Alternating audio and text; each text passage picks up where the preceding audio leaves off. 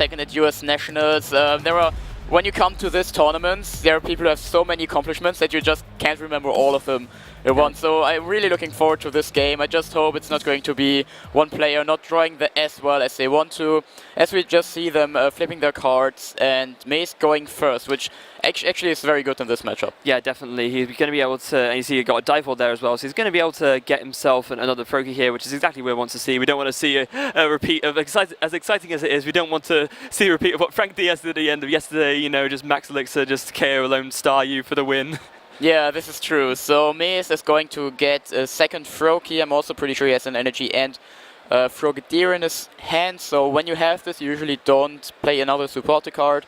All you really need for your first turn is just have 2 Froakies, and then for the turn afterwards, all you need is just Frogadier and energies. And then you need a lot of cards, but for the first 2 turns, just having Froakie is fine. Here we see at the beginning of his hand, just Frogadier energy, and here we see him just ending his turn, going over to Michael Pramawat. Yeah, we have a look at the prize cards right now. We see, again, the prizes, as is most often the case, not too bad for either player. Like 2 Ends and 2 Versus Seekers prize for Mees isn't the best, but at the same time, nothing that's unworkable, really.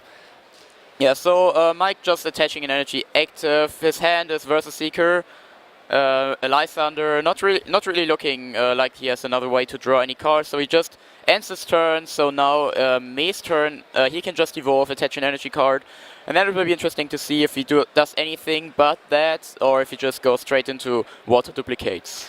Yeah, a bit of an unfortunate turn for Pram there. Literally just say attach energy and pass. Although, if there's any deck that you want to do that against, not that you ever want to do it, but if there's any deck where you're more okay with doing that, it is against Greninja, because you know you're going to have a few turns of you know, them setting up with their water duplicates to be able to draw cards from the top of your deck and hopefully see something to draw you out of it. Yeah, we already saw that, but now Mees showed us officially that there is no Frogadier in his prize cards, and like my colleague already said, he just needs Michael just needs another energy to draw 1 prize card.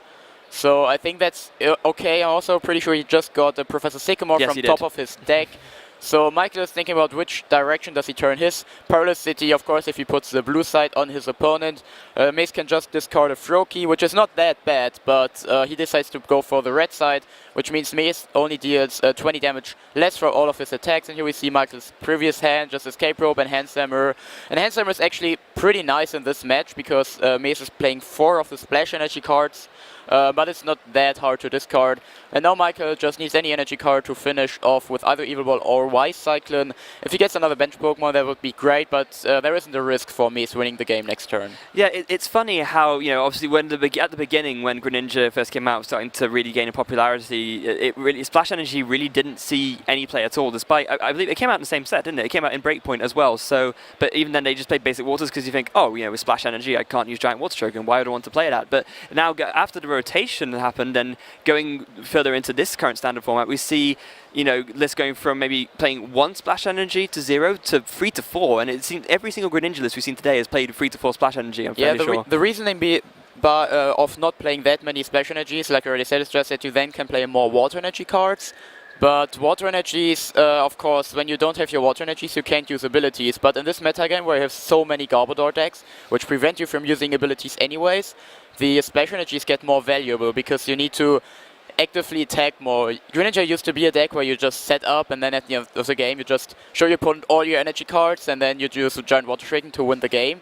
But in this format, you have to be just like a very, very normal deck, where you just try to attack every turn, retreat, because you have a lot of HP, you don't get knocked out that fast. That was very different last year, but it's interesting to see how these kind of deck evolves, and 4 Splash Energies in this metagame with so much Yveltal Garbodor is a very smart play, I think. Yeah, it is good, but it does bring, like with anything, there's always a trade-off with these sorts of decisions. You do have that extra versatility of being able to put the lines back in your hand and re-evolve everything, and it allows you to, as you said very rightly, go to that slightly different game plan.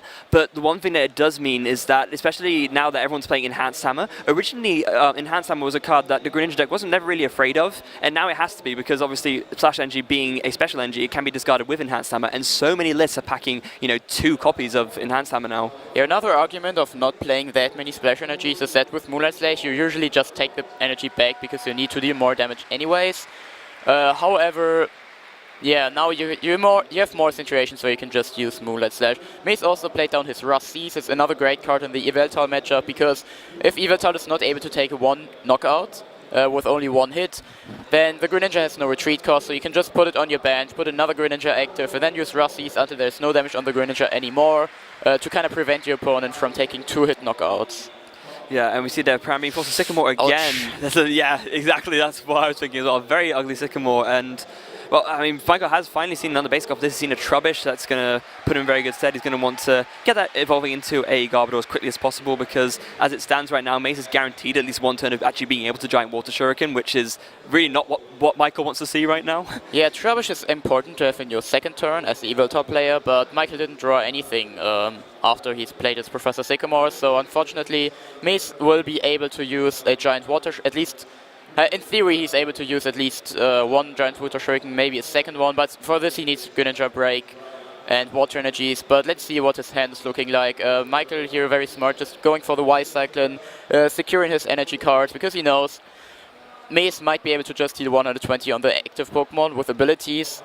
If that happens, he doesn't want to have all the energies, but now Mace might even just, when he has options for 2 Giant Water Shuriken, just might want to take out the Trubbish so he can continue using Giant Water Shuriken later in the game. Yeah, well, the debate that Mace is having mentally right now is, and I think he's probably settled on that, is, yeah, because you could make a decision to evolve the bench Greninja instead and have a Greninja Break with, the full HP rather than, only having 70 damage on it already, but I think he's just deciding that he would rather have the option of maybe being able to Water Shuriken, and then if he can see another Greninja Break, retreat into that Greninja Break and Water Shuriken again. Yeah, and Mace is going for the knockout on the Trubbish, but this is not the only thing. Having damage on Trubbish in general is pretty good, because then he can Lysander it later on, and then take the knockout with Moonlight Slash. And he can even take the knockout with Moonlight Slash without returning the energy card, so Splash Energy is taking full advantage here. But if Mace happens to draw into another Greninja Break and another Water Energy card to knock out the Trubbish, I'm sure he is happy to take this. Yeah, definitely. One strategy that's that the Greninja decks had to deal with Garbodor previously, if it was played, is to just attach a Muscle Band and then do Moonlight Slash for 100 that way to knock out straight away. But given that Muscle Band is no longer in rotation in Standard, you can't really do that. So the only way is, as you said, do 20 damage to it, or at least that with something else, and then follow up with a Moonlight Slash for the knockout, which is why some of this we've seen him play the promo Greninja. Yeah, but now Mace has an Ultra Ball in his hand and one Water Energy card, and you might think, why is he thinking now? He can just take out the break, then take out the knockout on the Trubbish. But the struggle is that he then doesn't have another energy to just attack with. He also has no energies in his prize cards, we can see this, so there is no way he is able to attack this turn. So he has to think, does he rather want to attack or use the ability this turn? And Mace should know that there is no energy cards in his prize now, if he really is thinking about it, but he just wants to take out the Trubbish. Because the Rust Seas is in play, the active Greninja can take a hit, especially when you have the 170 HP from the Greninja Break. And here we see Mace just taking out the Trubbish, giving him another turn of abilities next turn. Because he only plays 6 of the Water Energies, it's not that likely that he gets 2 Giant Water Shuriken again next turn, but if he does, I think he can see this game already. Yeah, he's already in a very commanding position. As we've mentioned in previous games with Greninja, it's not very often that Greninja takes a lead like this, but when it does, it can be so devastating because it's already a deck that normally falls behind, so if your opponent is slow enough to the point where you're setting up and you're actually in the lead, I mean, sure, it means you don't have access to stuff like Ace Trainer, which the Greninja list normally plays, but it still means you're in a very, very good position. Yeah, it's a big difference from the retro Greninja, where Ace Trainer and Sycamore were the only supporters you had, because now you have N, so Ace Trainer isn't that important anymore. In most Greninja decks right now, it's just like a cool one-off that you have. Yeah. But yeah, Mace is able to take an early lead, and Michael also, he needs another Trubbish. And how many does he play? I'm pretty sure there are only 2 in his deck. Yes. Indeed, there are. So not like, for example, Philip, which we saw earlier on stream, or Ross Corson. They both play 3 Trubbish. But Michael only plays 2, so he has to draw the last one. If that one gets knocked out, then he's in big trouble. Yeah, and yeah, it's a little bit of a spot of bother for him. So right now, it looks like he's just deciding what really to do. it's hard to know what. Okay, so he's got double colored energy. You can put that on the active, and he has the option again of doing either Evil Ball or Y Cyclone. Y Cyclone would mean he could put an extra double colors onto that Yveltal, which already has a lot of energy on it, and it looks like that's what he's going to opt to do. And the more he does this, the more he's able to build up an Yveltal EX to the point where you can actually do a one-hit knockout on a Greninja break, which could come into play later on, and it's important to be prepared for this. This is true, but now Michael didn't have a Trubbish, so May's priorities shift. Now he doesn't need to take out a Trubbish, he can just put damage on the Yveltal, which is a threat, and right now it's the one on the bench with the energy cards. So yeah, it will be very problematic for Michael to come back here, but of course everyone knows the card N, and especially when Greninja attacks and takes the energy back to their hand, they're really depending on drawing another energy card. So Michael doesn't concede here because he knows there is still a good chance that he can just win later game when he has one Yveltal that takes one, it knocks out 4 days, and then he can just play. And when Mees doesn't get an energy, Michael can just win in a few turns. Yeah, so you see there, Mees has got a decision of where to attach his bursting balloon.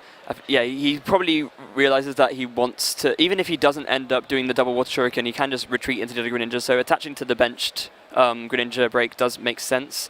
Yeah, greatly enough, he gets one splash energy and one water energy, so at least one water shuriken. He also has a Frogadier, so everything is running great for Mees here. Yeah, it really is. And what he could do is he's got another Greninja break. That's like you just said. That's all of them. That's all the Greninja breaks he plays. Yeah, so he has to trade off if he wants to attack with the one with the bursting balloon, which is always a great option. But that one has some damage on it. So if he takes a knockout on the active Yveltal, which if he wants to, he needs to return the energy. Otherwise, it's not enough damage. Then yeah, he might get knocked out by the benched Yveltal. Otherwise, it's very hard to retreat the active one and get the one-hit knockout. Now Mees use the retreat. Now he can use a Giant Water Shuriken if he wants to, and if not, just attack. I'm actually not very sure if it's the right play to use the Giant Water Shuriken right now, as Mees also thinks this way. For Michael to take a knockout here, he would need to hit a lot of max elixirs, I think. Right now there are 5 energies attached to Yveltal, so that's 120 damage. But yeah, that's not enough for the one-hit knockout, and he cannot attach a Floatstone active. If he plays something like Escape Rope, Mees can just put the Greninja with the Bursting Balloon active. This is the reason why he did this. But Michael says he doesn't want to play this game. He plays Pokemon Central Lady, a card that is great in the mirror match. I think this is the main reason why people have it in their deck. But of course, in these kind of situations, it can also shine.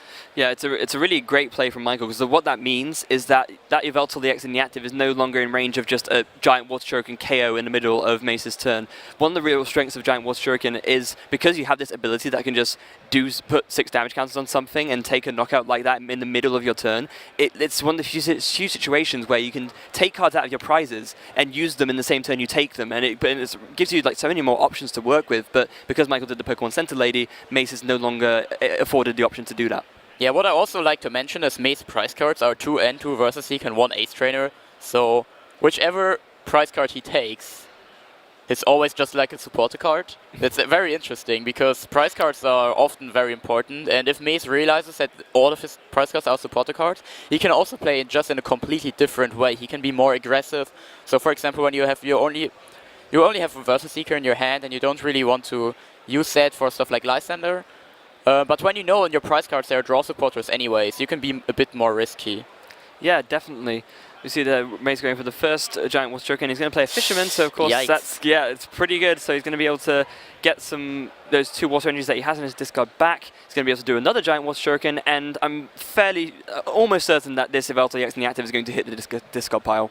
Well, he can also just put 120 on the one with a lot of damage, because then if Michael wants to attack with the bench one, again he needs to retreat the active one, then loses all of his energy cards. And then when he attacks with his Yveltal, it will get knocked out, so that would put Mees in the situation where he can just discard all energies in field. And now Mees has a splash energy. Again, he has to consider, do I return it or do I return it not? Neither of them gives him the knockout, but if he does not return it, that's 1 energy more that you just have attached to it. This means more Evil Ball damage, so I think it was very good for him to return the energy card, leaving Michael's Yveltal that has a Fighting Fury Belt attached to it with 180 damage. And now Michael has to really consider his options. How about the switching options in Michael's deck? I'm actually not entirely sure what kind of cards he uses. He plays one escape rope, and that's pretty much it. There's no Olympia, there's no switches, nothing else like that. I think one escape rope is pretty much his only switching option, apart from Floatstone. Yeah, of course, but but he obviously cannot not going retreat to. Yeah, this, exactly. attach it. Yeah, so Mike is in a kind of problematic situation. What do you even do here? Just dealing some chip damage on the active one doesn't really help because of Rust Seas, and you have so much retreat, and then you can just retreat around. You have retreat, and you have so much HP that you can just retreat around and then always use Rust Seas. So Michael would really need something like just a counter stadium here, but it doesn't really look great for him. It's such a clever play from Mees because, yeah, exactly as you said, he didn't actually, as much as I said, oh yeah, that Yveltal's going to hit the discard pile this turn, he didn't really need to. He's not in a rush to take these prizes, and he can just swarm Michael's field with damage and then just have that one turn where he just goes bang, bang, bang, bang, bang with Water Shurikens and just wins there. He doesn't need to take all his prizes until he has that game-winning turn. Yeah, going back to Michael's turn, he decided to just go for a Lysander. Like I already said, doesn't really make sense to just deal a little damage to Greninja Break with his board position. And also he just needs to draw a lot of prize cards in general. We also see his second Trubbish is priced actually. So I think earlier I said he needs to draw it. When it's in the prize cards, of course, there is no possibility to do this. So Mees, of course Mees doesn't know, but Mike is in a big trouble here. If he actually wants to win this game, he needs to hope for a shorter second game, or he needs to concede this one. Because Mees does not have stuff like Octillery or Talonflame, like I already mentioned, N hurts him a bit more than other Greninja decks. But if Mees has 3 energy cards, he can even take like 4 prize cards this turn. And then it will be hard for Michael to return no matter what, because he loses so many energy cards. Yeah, it's really, and also we see that the Rough Sea is already putting in so much work. We saw that the Yveltal EX did say 100 damage to each of those Greninja breaks with Y Cyclone, but already the Rough Sea is just healing 30 a turn has put them both. He's healed off one Greninja break entirely, and it's put the other 2 down to 10 damage on them each. It's just it's as if the Yveltal's attacks did nothing. Yeah, this is true, and this is, I think, one of the main reasons why people decide to play Rough Seas instead of, which was very popular, Faded Town, which deals more damage against Mega Pokemon. But now I think when you saw the meta breakdown that Mega Pokemon are less popular than they used to be, you will face more Yveltal Garbodor than, let's say, Mewtwo Garbodor. So Rough Seas is a good inclusion here. Mees is just checking everything. I think he's calculating how much damage Pram can deal with this Yveltal and if it's worth going a bit more aggressive. But I don't think he has like a draw supporter in a sense, so only 1 giant Water Shuriken. However, he still decides to go for it, and let's see what he's choosing to do now. Yeah, it's a bit unfortunate that you can't take knockout on that bench Yveltal. Of course, if he had 2 water energies, he could do double giant Water Shuriken and take out that Yveltal dex, which would put him in a commanding position at this point. Yeah, and now I think this is great here. He has the energy attached to his active Yveltal, and in this situation it would be usually just in general better to keep the line, because then when you get knocked out you can take the Greninja back, but he has no draw supporter in his hand, which means if this Greninja get knocked out, he might just end up in the situation where he doesn't have any energy cards left. And yeah, like I already said, this doesn't really make sense, and Mees probably doesn't know that all of his supporters, all of his prize cards are just supporter or Versa Seeker cards. So not being entirely sure that this is the case, he decides to just take the energy back, just to have an energy next turn. And now Michael, when he plays N, he can win this game actually. It doesn't really look that great, but N can turn around these games so much, especially when Mees doesn't find another energy to attack with. But if he does, now he didn't even play N, so yeah, this option is out of the discussion here. So it doesn't really look great. Yeah, that's a bit of an unfortunate turn for Michael. Had he had the end that turn, then, and if Mees missed the energy, then yeah, actually Michael would be in a great set to win. As it stands, he knows that this Yveltal EX is being knocked out, so at this point I'm not even sure if there's that much Michael can do to recover. He's going to lose so much once this Yveltal gets knocked out. And now one additional thing, it's not even a great move, but I just want to talk about it, that he discarded, he attached the energy to the bench Greninja, because usually it doesn't really matter. But when you attach it on the active, you do not have the option to double giant Water Shuriken and attack in the same turn. So now Mees, by attaching the energy on the bench Pokemon, it didn't make any difference. But if he draws 2 energies now, he will win the game immediately, because he can just knock out the Shaman. And let's see, it's very unlikely if that happens. Yeah, only but also it doesn't. But because he drew the energy, he might even just be able to knock out the active one with Giant Water Shuriken, and then just attack, and do not take the energy back to your hand, and then N is even less valuable for Michael if he gets it. Yeah, and it looks like that's the option he's going to go for. So the Water Energy being discarded, Giant Water Shuriken means that he's going to be able to take 2 more prize cards, and yeah, Mees just commanding this game. He's got a handful of... I mean, even if he gets End at this point, he's retrieved all of his supporters out of his prize cards. He's got, 2 more Versus Seekers to hand to be able to draw into, to draw into a Water Energy. It just looking really bad for Michael. It's unfortunate for him. But Mees has just played this very, very well. Yeah, and like I said, he does not return his energy. He does not want to take the risk of losing against N. And now Michael's kind of options. I know he got the Trubbish from his prize cards, but since Mees played N, it's not in his hand anymore, so he would need to draw it. And even if he does, now at this point of the game, it will be very hard for him to recover in general. Yeah, he's got this Max Elixir, even if he hits anything off it, which it looks like he does, but putting it on a Fright Night Evoltal doesn't really do much. You're doing 60 to the active. It's just... Yeah, but what I just saw with this Max Elixir is that Michael actually plays 2 Enhanced Hammer. I see it here on the list as well. Didn't really pay too much attention to it. But these Enhanced Hammers, if he draws the Enhanced Hammer now, of course, this might turn around the game. And Mees, if he is not able to attack, then Michael can apply a lot of pressure. But also, since there is no stadium in play, Mees can just retreat a bit around. If he has a double... if he only has a double Colors Energy card, Mees might just... Oh, here's the Enhanced Hammer, so...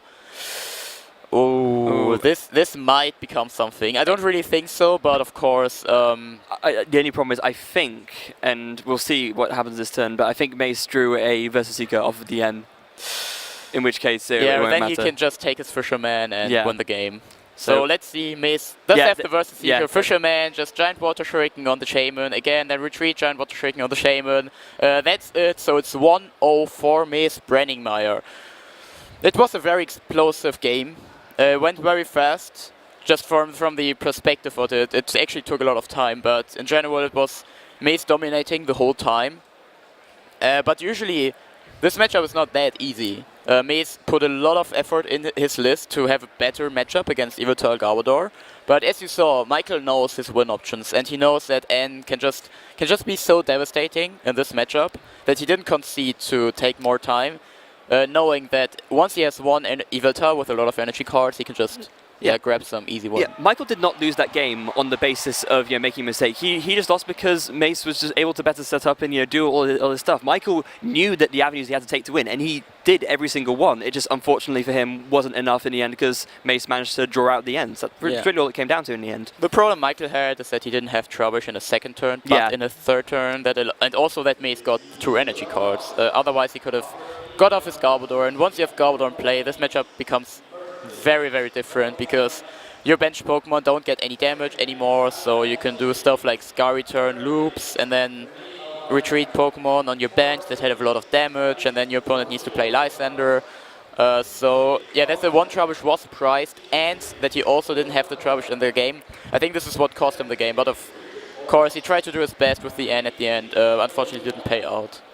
Yeah, so of course Michael will be going first in game 2. Well, we're assuming he will. I don't see any reason why he wouldn't. And with that, he'll be afforded a few extra turns to be able to find that Trubbish, put the Float Stone on it, and evolve it into Garbodor, which of course would mean that Mees would not be able to do the same because he really.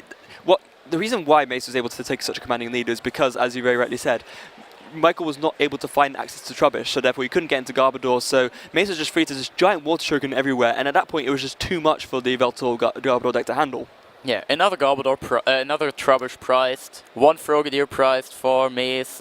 We can see his prize cards already, I'm very sorry for spoiling this. So yeah, that might be a very similar take. Also, Michael is not starting with Yveltal EX, but rather with the Fright Night Yveltal, which is not that good against this deck. Pitch Black Spear deals 60 damage to one of your opponent's bench Pokemon EX, which Mees does not have in his deck at all, so it's only 60 to the active Pokemon. With Rust Seas, it's basically, you don't do anything at all. And Michael's turn was just attaching energy and then ending his turn, so this is very sad to watch, to be honest. Yeah, it's, it's got to be heartbreaking, especially considering, this is the this is for Michael the winning in round, but just your deck is not cooperating with you. I mean, literally just attach energy and pass. It's a heartbreaker any day of the week.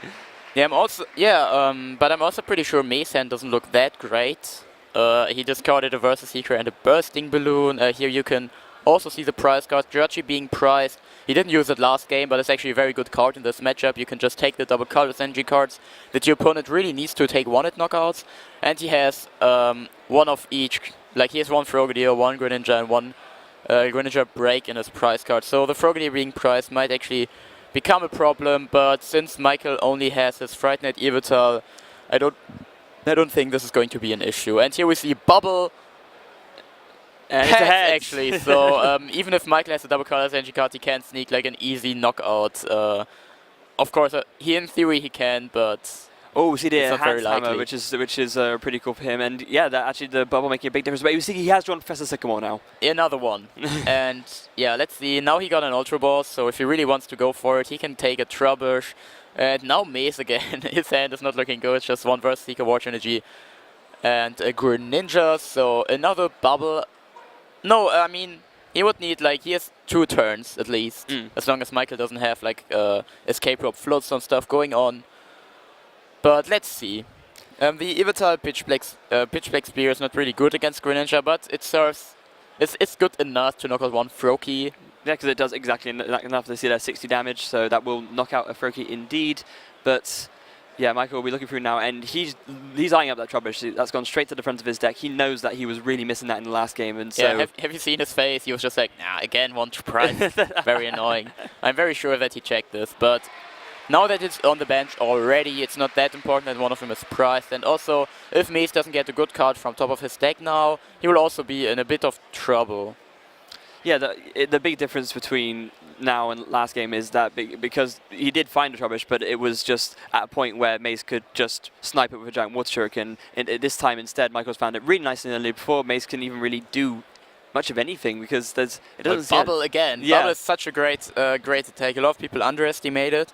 But let's see if it's Tails. Well, now Mees loses his energy card and also his Froakie. So in theory, Michael could win in 2 turns. Yeah. And then there is actually enough time left for a full 3rd game. So Michael can still take the whole set here. Yeah. And advance to top 8. So yeah, don't you think that it's over already? It all really depends on Mees' next top deck at this point. If it's something usable, then yeah, maybe we'll actually see this game play out. If not, then we'll be going on to game 3. Yeah, you know when you just play test, you can always just look at the top card of your deck. Just concede. The tournament, of course, is unfortunately not possible. And here we see Michael playing Versus Seeker. Not for N, unfortunately, for Mees, but Michael is not. Well, he knows that Mees' hand is not that great anyways, and he also didn't have the N in the first place. But Mees, I think, would have been very happy about an N in this situation. Michael just going all in. Yeah, he has not really going all in. There's even a risk here. He got a lot of good cards here, just attaching more energies to his Evital EX, which he will need if Mees is able to set up, which it doesn't really look like he does. Yeah, you can never make the assumption, if a win is really close, you can never make the assumption that it's actually going to happen, because as we've seen so many times, things can turn around in a second, so you still do as much as you can to set up another attacker for later on. It's just the way to play well. But you do as much as you can, as long as there is not a time issue. Of course, conceding is a very important factor of this game, because ties are not half a win, and yeah, Mees actually got a Water Energy, so he could have bubbled again. But he also needs to make sure that there is enough time left, because a tie doesn't help any of these players. So yeah, he could have tried to bubble again, but then he would needed either a supporter card or a way to get a Frogadier. Then he would have attacked with Frogadier, and then put like 2 Frogadier on his bench because one was prized. So the bubble didn't really help. It would just have killed a lot of time for both of these players. So Mees, just for the sake that they don't tie, conceded here. And we're going to watch a game 3. Yeah, and I mean, again, as always, coming down to the wire, as you'd expect, given, both these players obviously incredibly decorated, have been around for ages. I think we're looking at the deck list right now. Both of these players' player IDs are 4 digits long. Yeah, I also noticed that. It's very cool.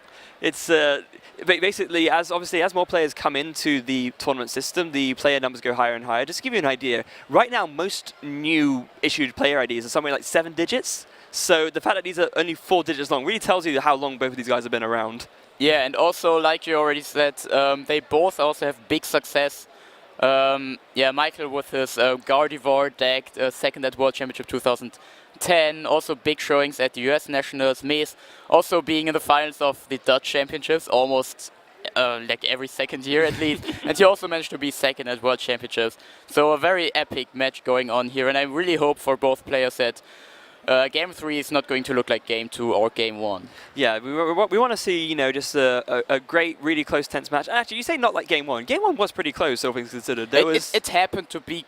Well, it was close on the assumption that Mees does not draw well with N. But then the only one option was just like, Mees doesn't draw well. But I want more win options than Mees not drawing well or Michael not drawing well. I want win options like, oh, what do I do here? Do I catch the energy here? Do I play the Bursting Balloon here? Do I use Wild Cyclone? Do I use Evil Ball? I'm really looking forward to have this game of choices that this matchup might actually be able to show us. Yeah, that would be obviously the best. And we see there, that's now the prices have gone out. And yeah, this is actually probably the best prizes for both players. I mean, yeah, there's nothing important. You can't see them yet, but we'll come back to this. Mees is going first. He has a Professor Sycamore, so at least something. Oh boy, he also has a Frogadier, an energy card, and 2 Greninja. His only supporter is Professor Sycamore. So there's a big trouble because in theory, Michael just needs 1 energy and then a Max Elixir hit. Then either Escape Rope or a Float Stone to win the game. If Mees is not playing Professor Sycamore, if Mees plays Professor Sycamore, he discards 1 of his Frogadier, 2 of his Greninjas, and 1 versus Eco, 1 Professor Sycamore. And no, the game did not freeze, if you look at Mees. And he discards his Super Rod if he does that as well. Look, that's... Oh, this is not good. I think that's one of the ugliest Sycamore decisions you could ask for. We had something similar, I think, in Italy when someone had also played Greninja and had the option between either discarding a lot of resources or having the risk of getting knocked out turn 1, and he did, and he takes the risk. Okay, Michael is from the US, just like Frank Diaz, so they should know how to do this. And here we see a Max. We see 2 Max Elixirs. Please. I'm not sure if my heart can take this again. I've seen this once. Like another energy card. Okay, now Michael just needs an energy card to win this game. If he's able, he either needs to draw it or hit the other Max Elixir. So we're getting really excited here. It's kind of sad because I really like Mees' play here. But oh god, my heart is beating so fast right now. It's just like we don't want to see that kind of stuff here. But 2 games in a row, like is he gonna hit it? Oh my god, no! It's like what is it with important matches where we feature Greninja? That is always just like 1 game where, okay, I won game 1. It's amazing. I'm sorry if I screamed a lot. Yeah. Now they're discussing it. Mees asked his opponent, would you have played the Sycamore? And this is the one question I want to ask Michael. Would you have played the Sycamore or would you have not played it?